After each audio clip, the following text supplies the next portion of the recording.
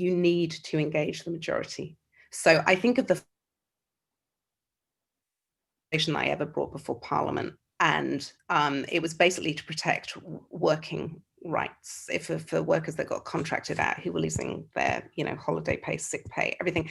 And the Labour government at the time, they didn't want to give up their own government time for it. They were like, oh yeah, you can do that. You just need to get agreement from the CBI, the business organization in the UK, and the TUC, the union organization. I was like, oh, in other words, go and get peace in the Middle East and it'll all be fine. It was a very unattainable thing at the time.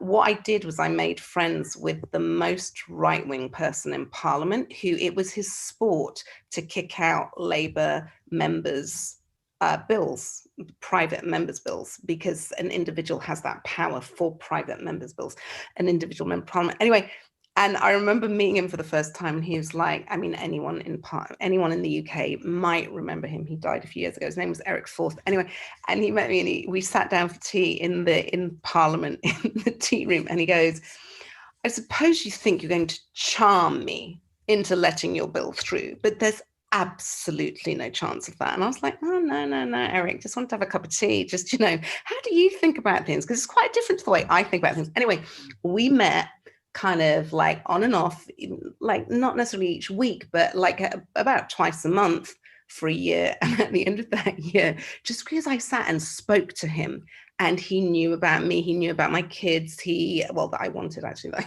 he knew about my life, and he didn't kill my private members bill at the time.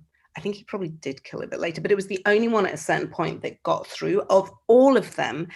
And I will always go and talk to the person who truly doesn't believe in having more equity, because I don't think you can start from the assumption that they are deeply wrong and evil. You do sometimes have to get to that conclusion after a point, but it is never, ever my starting assumption.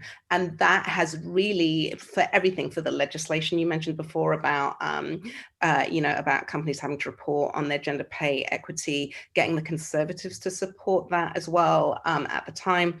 I've always started with that. And I do think that is important. And the corollary of that comes back to always just don't have the DEI conversations preaching to the choir. That's not going to change anything. It's comforting, but it doesn't change anything.